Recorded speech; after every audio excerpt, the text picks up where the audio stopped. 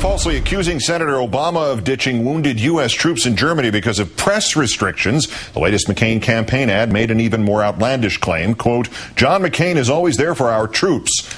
Our fourth story in the countdown, except when he isn't. As Senate Majority Leader Harry Reid noted in mid-2007, McCain only showed up for 4 of the past 14 Senate votes on Iraq.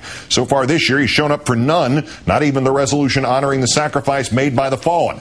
And looking at just part of McCain's record of supporting the troops since the war in Iraq began, April 2003, he tabled a motion to provide over $1 billion of National Guard and Reserve equipment. October 2003, he tabled an amendment to provide an additional $322 million for safety equipment for U.S. troops in Iraq. March 2004, he voted against eliminating abusive tax loopholes that would have increased veterans' medical care by $1.8 billion. March 2006, he voted against closing corporate tax loopholes that would have increased veteran medical services by $1.5 billion. April 2006, he voted against providing an extra $430 million for veteran outpatient care. May 2006, he voted against $20 million for veteran health care facilities. March 2007, he didn't bother to vote on a resolution to start redeploying troops from Iraq by March 2008. September 2007, he voted against Senator Webb's amendment that would specify minimum rest periods for troops in between deployments. And in May 2008, he first spoke out against Senator Webb's GI Bill, then didn't bother to show up to vote on it. But none of that stopped him from accepting President Bush's praise when the bill ultimately passed. Joining me now, our own Rachel Maddow, the host of the Rachel Maddow Show on Air America Radio. Thanks for your time tonight, Rach. Hi, Keith. All right, John McCain is always there for our troops. If you go after your opponent for not supporting the troops when your own record is pretty clearly indicative that you do not support the troops, do you not provoke people to look at your own record like we just did? I've long said, and you've been saying this too, that there is a fascinating candidacy for the presidency happening right now if people could just pay attention to it for a hot minute.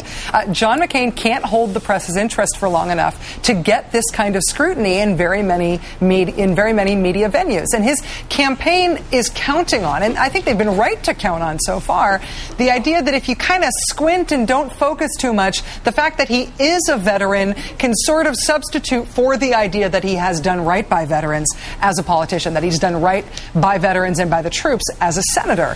But the fact is, Iraq and Afghanistan Veterans of America, they gave John McCain a D for his voting record. They gave Barack Obama a B+. Disabled American veterans gave John McCain just a 20% voting record. They gave Barack Obama an 80% voting record. There's a difference between being a veteran and supporting veterans as a politician. He's just counting on people not being able to tell the difference. On CNN last Friday, McCain pretty much swiped the Obama 16-month timetable for withdrawal, said it sounded like a pretty good timetable. Asked about it on ABC yesterday, he said, I didn't use the word timetable. What was that?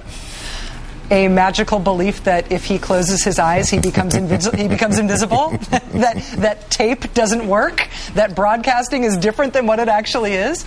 I mean, this is a repeated tactic by Senator McCain. You'll recall back during the Republican primary campaign at one of the debates, he told Tim Russert that he had never said that he wasn't an expert on the economy. When confronted with that, he thought, oh, okay, all right, I guess I did say it. He repeatedly insists that he has not said things that he has said, or that he has said things that he hasn't, and it implies either a lack of understanding literally about how the media works, or just a belief that the media will always sort of bend over backwards and round things up to the nearest thing that makes sense and sounds good for him. Yep. He's received such a pass really from the media thus far that he's counting on it carrying him right through to the presidency. Yeah, but even it seems as if there was a description from a GOP source in one of the papers today who said that he was very angry that he wasn't getting that pass last week, that he still wasn't the center of attention here. And this Center for Media and Public Affairs at George Mason University just put out a study of the evening newscast. This is the same study that one came out in 2006 and said some of the network newscasts seem to be giving the Democrats an easier time before the midterms. The right-wing media jumped all over this and said this is the greatest survey ever conducted. So in that context, look at these numbers. ABC, CBS, and NBC, 28% of opinions expressed on the nightly newscast about Obama were positive and 72% were negative.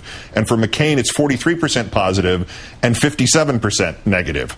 So can you explain the thought cloud that seems to be sitting like a pall over the country, that Obama is not only getting too much coverage, but the media is soft on him, when research suggests that if anything is true, it's the opposite. The media is not only softer on McCain, but seldom, if ever, touches him for an expose or even a fact check. They are giving him a free pass. Who would you, looking at those numbers, looking at the sort of benefit of the doubt that's given to the two candidates, who would you rather be in this media environment? Would you rather be the guy who gets to get away with gaffe after gaffe after gaffe after gaffe and never gets called on anything? Or would you like to be the guy who, admittedly, maybe the press is obsessed with, but everything you do is scrutinized to a degree that you've been made out to be making many more gaffes than you are making, and everything that you say is being taken apart left, right, and center. John McCain is having the media cover for him when he can hold their interest.